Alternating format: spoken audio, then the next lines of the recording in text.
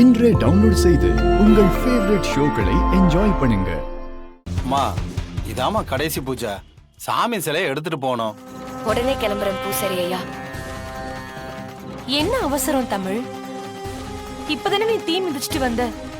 கை கால்லாம் கூட காயமா இருக்கும். கொஞ்சம் பொறுத்து போலாம்ல. அது ரொம்ப தூரமா, போயிட்டு வர்றதுக்கு காலதாமதம் ஆகலாம். அதுக்குள்ள பூஜையை செஞ்சு முடிக்கணும். முத்தமா, எனக்கு ஒரு கஷ்டமும் இல்ல. நான் கண்டிப்பா இதை செய்யறேன்.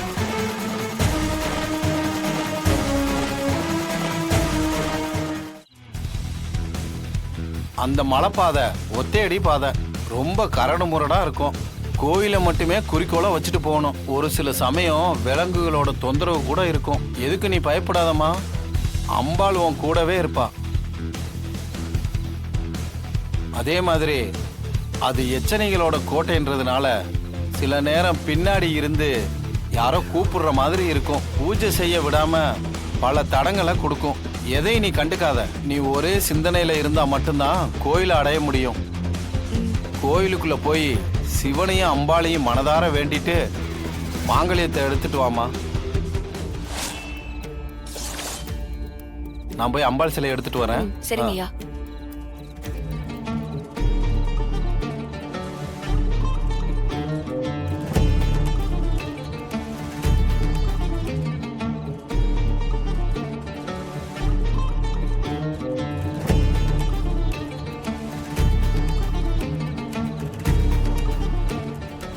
தமிழ் இல்ல, நானும் உன் கூட வர்றேன்.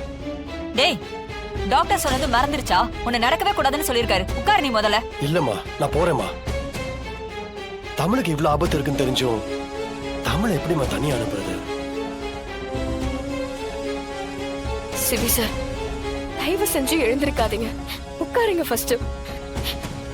என்னால இதை தனியா செஞ்சு முடிக்க முடியும். நீங்க எல்லாரும் சந்தேகப்படுறது என்ன ரொம்ப பலவீனமாக்கிடும். என்ன நம்புங்க. குடும்பத்துல யாருமே அவங்களுக்கு உதவிக்கு போக கூடாது தம்பி. இந்த பரிகாரத்துல அதுவும் ஒரு அம்சமா இருக்கு. கேட்டீங்களா? அதான் சொல்றேன், நானே போறேன். ஜனமா, பயப்படாதீங்க. எனக்கு ஒண்ணும் ஆகாது. கடவுள் எப்பவுமே நம்ம கூட தான் இருப்பாரு.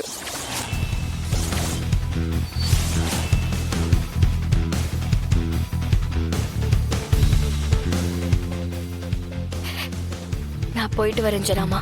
சரி தமிழ்,